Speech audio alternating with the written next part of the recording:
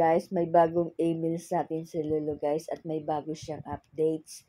Ito po yung a new way to view your YouTube payment details. O, iba guys?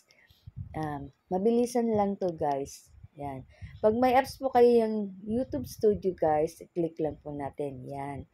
Yan. Click natin yung YouTube Studio natin guys. Ayan. Click natin.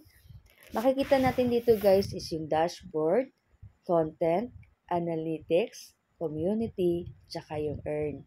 Nakapokus po tayo ngayon guys sa payment, kaya punta po tayo sa earn. Click mo natin. Yan. Charan! O, diba guys, nakarating agad tayo sa next payment natin. O, ayan. Yan, diba walang hassle-hassle, mabilisan lang yan guys. So, thank you so much!